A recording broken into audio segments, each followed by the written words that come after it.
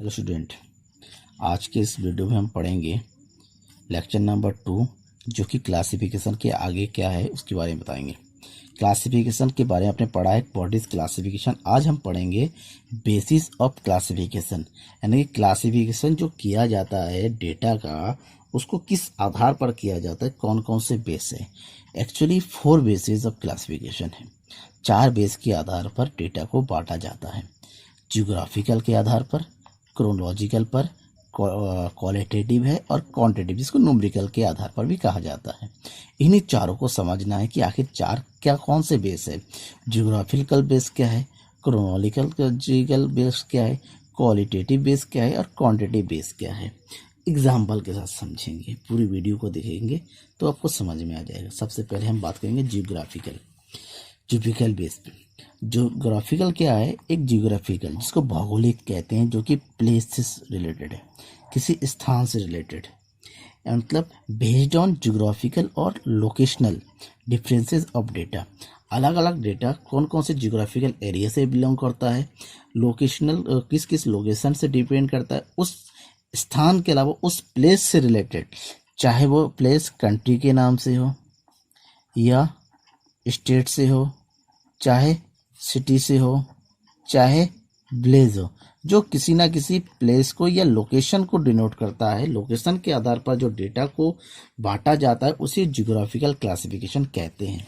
For example, अगर कहा जाए कि पंजाब में जो है नंबर ऑफ फर्म्स, अगर हम कहें पंजाब में कितने फर्म्स है किसी भी कंपनी का, अगर कहें पंजाब में 30 है, हरियाणा में 20 है, यूपी में 25 है, बिहार में 15 है, यानी कि किसी स्थान के आधार पर अगर डेटा को बांटा जाता है उसे जियोग्राफिकल क्लासिफिकेशन कहते हैं। Number 2, chronological classification. Chronological classification, chronology का मतलब से है टाइमिंग से, टाइमिंग के आधार पर। जब डेटा को उसके टाइमिंग पे, टाइमिंग यानी कि किसके आधार पर, डे के आधार पर, डे या फिर ईयर के आधार पर, या फिर आवर्स के आधार पर, या फिर वीक के आधार पर अगर डेटा को बांटा जाता है तो इसको हम क्रोनोलॉजिकल क्लासिफिकेशन कहते हैं, क्योंकि ये टाइम पीरियड को शो करता है। एक टाइम पीरियड, जैसे किसी ईयर जो है, हम जो है मान लीजिए सेल्स ऑफ बाईसाइकिल है, साइकिल को बेचने का और डेटा निकालने हैं। हमने 2018 में कितने साइकिलें बिकी? 10,000। 2019 में कितनी बिकी? 15,000। 2020 में कितनी बिकी? 20,000। तो ये जो डेटा है जो ईयर बस शो कर रहा है, इसको हम क्रोनोलॉजिकल क्लासिफिकेशन कहते हैं। तो क्रोनोलॉजिकल क्लासिफिकेशन के बाद आता है क्वालिटेटिव क्लासिफिकेशन। क्वालिटेटिव क्लासिफिकेशन, यहाँ पर डेटा की क्वालिटी के आधार पर बांटा जाता है। और डेटा की जो क्वालिटी होती है वो कई तरीके से, सिंपल क्लासिफिकेशन होता है और मैनीफोल्ड क्लासिफिकेशन भी होता है। इसको 2 तरीके से बांटा जाता है, सिंपल एंड मैनीफोल्ड। 2 तरह के क्लासिफिकेशन होता है। और ये जो डेटा होता है किसके आधार पर? चीज़ों डेटा के क्वालिटी के आधार पर बांटा जाता है। क्वालिटी चाहे उसके रिलीजन के आधार पर हो, या फिर उसके मेल फीमेल के आधार पर हो, मेल फीमेल, या एजुकेशन पर बेस्ड हो, या फिर कलर पर बेस्ड हो। जिस तरह से उसके गुण के आधार पर बांटा जाता है उसके क्वालिटेटिव कहते हैं, जो कि एक है सिंपल क्वालिटेटिव और दूसरा है मैनीफोल्ड क्वालिटेटिव।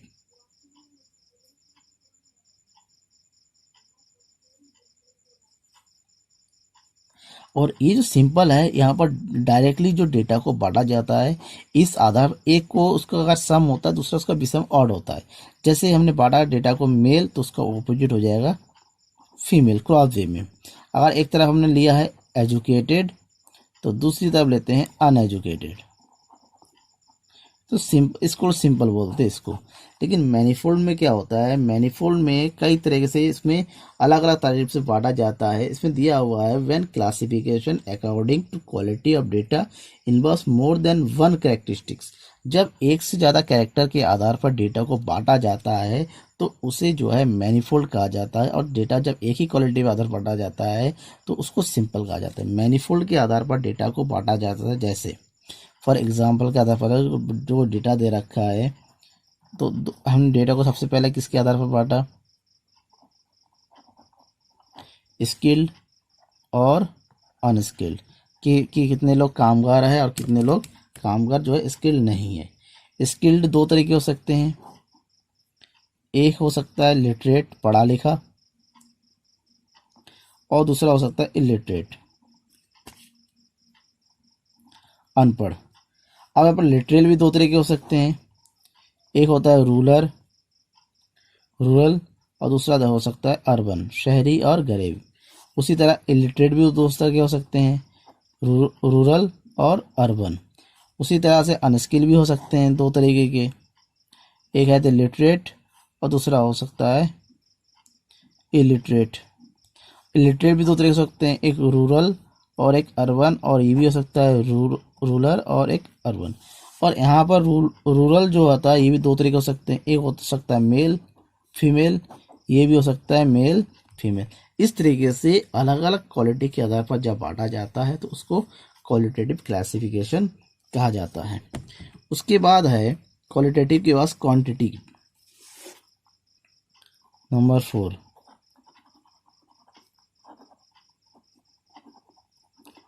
क्वांटिटेटिव क्लासिफिकेशन, जिसको न्यूमरल क्लासिफिकेशन भी कहते हैं। नंबर यानी कि जहाँ पर नंबर के आधार पर डेटा का क्लासिफिकेशन होता है उसे जो है क्वांटिटेटिव कहा जाता है।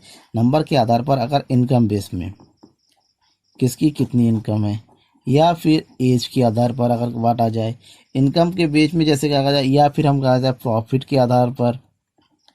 ठीक है, अगर हमने बांटा कि इनकम की 5,000 तक की इनकम की कितनी फैमिलीज है, ये हो गया इनकम, और ये हो गया फैमिली। 5,000 की जो है 10 फैमिली है, ठीक है, और अबव देन 5,000 जो है 20 फैमिली है, अबव देन 10,000 फैमिली कितने।